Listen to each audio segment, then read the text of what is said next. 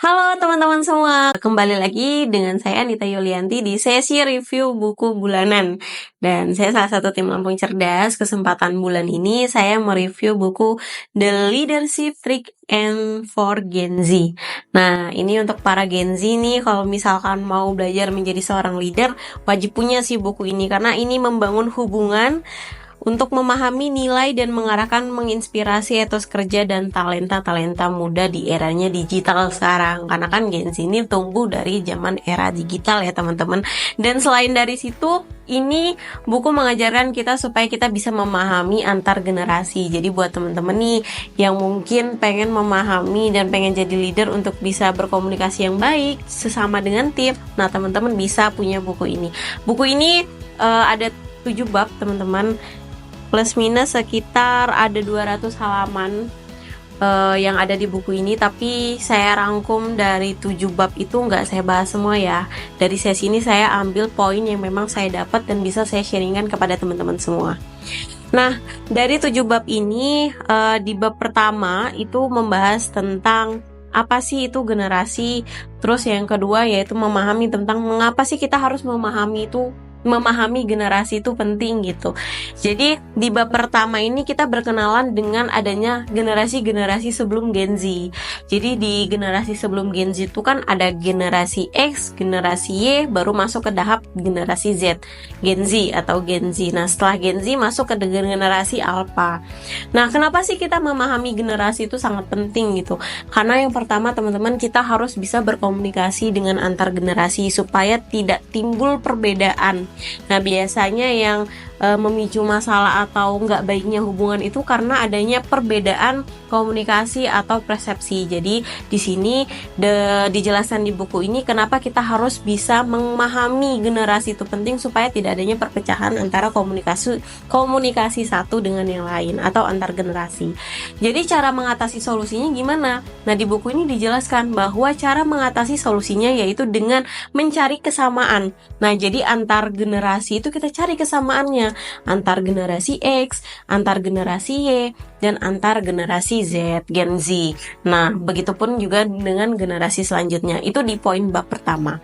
Nah, di poin bab kedua ini tentang memahami tentang generasi Gen Z. Karena kan zaman sekarang itu masuk ke fase Gen Z itu mulai bisa dikatakan masuk ke dalam tahap dewasa ya, atau proses dewasa gitu, dari yang mungkin sekarang umurnya sudah di atas angka 20-an begitu. Jadi kita harus tahu nih cara untuk bisa memahami generasi Gen Z ini seperti apa. Sebenarnya ini di buku ini dijelaskan ada 5 poin. Yang pertama itu Gen Z merupakan generasi yang beragam.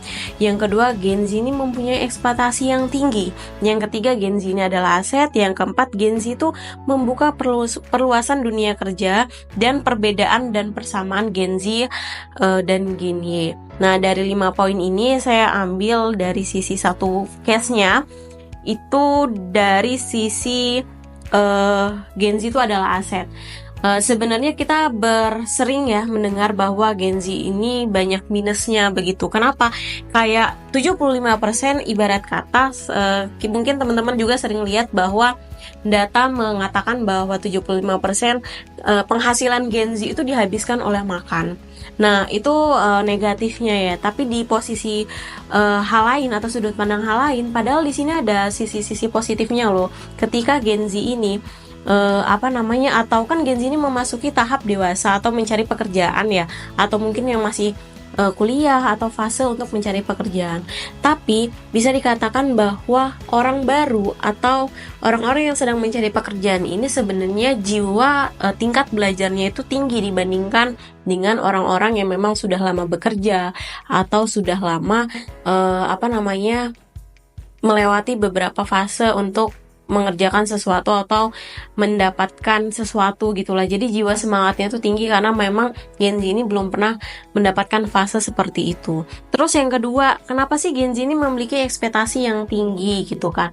Karena Gen Z ini memang lahir di serba yang memang betul-betul ada gitu, dari proses kecil gitu, kayak mencari informasi atau apapun, kayak mencari gambar apapun ya bisa aja kita cari di Google, atau kita mau pesan makanan pun bisa masuk ke tahap kita mau nyari alamat pun itu kita bisa cek di Google Maps. Jadi benar-benar Gen Z ini terlahir ketika semuanya itu serba ada. Jadi kenapa ekspektasi Gen Z ini tinggi? Karena mereka menganggap bahwa semuanya itu kalau bisa dikerjakan dengan instan, kenapa harus dikerjakan dengan mudah?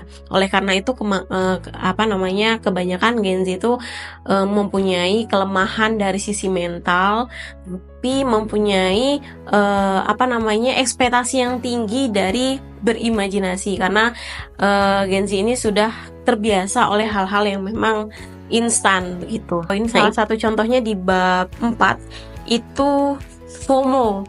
Nah, mungkin teman-teman sering banget ya dengar bahwa FOMO itu biasanya viral, karena kan biasanya kita sekarang kalau dulunya kita sering nonton YouTube, dulunya kita sering nonton stasiun TV atau tayangan TV, tapi sekarang kita udah jarang banget nonton TV gitu. Tapi sekarang kita udah mengubah tontonan itu ke media sosial yang sering kita buka. Bahkan ketika bangun tidur pun kita sering kita sering buka handphone gitu. Jarang banget kita yang namanya kayak melihat TV dan lain sebagainya. Tapi kita lebih sering nonton video-video yang ada di media sosial kita. Salah satu contohnya ada Instagram, ada TikTok, bahkan ada YouTube. Tapi lebih FOMO-nya lagi atau lebih viralnya lagi tuh di TikTok gitu. Kalau misalkan kita nggak buka TikTok itu rasanya kayak nggak lengkap gitu. Kalau kita belum buka TikTok itu rasanya kayak nggak bisa tidur gitu. Nah, ini masalah satu FOMO gitu, kefomoan generasi atau permasalahan yang ada di Gen Z, teman-teman. Nah, selain dari situ, hubungan sosial yang ada di Gen Z ini mungkin bisa dikatakan agak kurang baik gitu ya. Makanya ini dikatakan permasalahan. Kenapa? Karena ketika kita berkumpul dengan saudara, dengan teman, mungkin bisa teman-teman dilihat dari lingkungan sekitarnya gitu. Kebanyakan banget ketika kita berkumpul itu kita bukannya ngobrol, kita bukannya berkomunikasi, tapi sibuk dengan handphonenya masing-masing. Oleh karena itu, salah satu permasalahan Gen Z adalah hubungan sosial, minimnya komunikasi dengan orang-orang yang ada di sekitar. Tapi berasa dunia maya itu adalah dunia nyatanya mereka gitu. Sementara kan dunia maya itu adalah dunia yang memang benar-benar belum tentu ada gitu ya. Tapi Gen Z ini memang lebih sering menganggap bahwa sosial media adalah salah satu pelengkap hidupnya gitu. Yang terakhir ini yang bisa saya sharingkan itu di bab terakhir, yaitu tentang bagaimana sih kita bisa memperlakukan Gen Z atau menanamkan etos kerja Gen Z. Hilangkan asumsi. Jadi hilangkan asumsi ini maksudnya gimana? Jadi hilangkan asumsi yang kita pikirkan bahwa Gen Z itu dia sudah mengetahui tentang tujuan. Kalau misalkan di salah satu organisasi atau tempat kerja itu kita mengasumsi bahwa Gen Z ini sudah tahu tentang visi misinya organisasi atau tempat kerjanya ke tempat kerja yang dia sedang kerjakan gitu. Itu jangan kita hilangkan asumsi bahwa dia tuh kalau misalkan kita nggak nanya dia bisa paham. Jadi hilangkan asumsi seperti itu. Jadi lebih bangun tentang kepedulian atau rasa kepekaan kita sebagai seorang leader. Kenapa? Karena bisa jadi ketika kita nggak membangun, ini antara Gen Z dengan Gen Z ya. Kalau kita merasa bahwa dia paham, tapi padahal faktanya di lapangan dia nggak paham, itu sebenarnya salah, teman-teman. Jadi kita harus bisa benar-benar menaikkan kepekaan kita terhadap tim atau sesama sesama ibarat kata kita punya tim yang memang dia seumuran, tapi kita lebih sering komunikasi atau sering tanya. Siapa tahu asumsi kita kalau misalkan dia paham dengan tujuan kita, ya belum tentu itu terjadi. Jadi kita benar-benar harus hilangkan asumsi gitu. Jadi kita sebagai seorang leader, cara untuk ngetrik atau cara untuk nge-treat Gen Z atau menanamkan etos kerja Gen Z itu sebenarnya ada di 2 poin itu tadi, yaitu tentang hilangkan asumsi dan kita harus benar-benar bisa mengasih contoh. Nah, itu ya teman-teman yang bisa saya sharingkan pada kesempatan kali ini, yaitu buku tentang The Leadership Trick for Gen Z.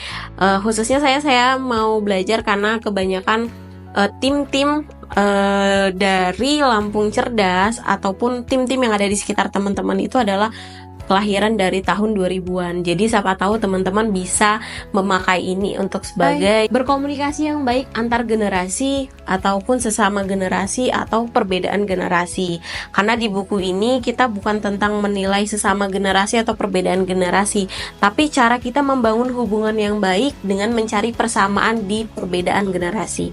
Nah, mungkin itu cukup yang bisa saya sharingkan untuk teman-teman. Next time nanti kita bahas buku apa lagi ya. Stay tune di YouTube-nya Lampung Cerdas atau di sosial medianya Lampung Cerdas. See you, sampai jumpa kembali.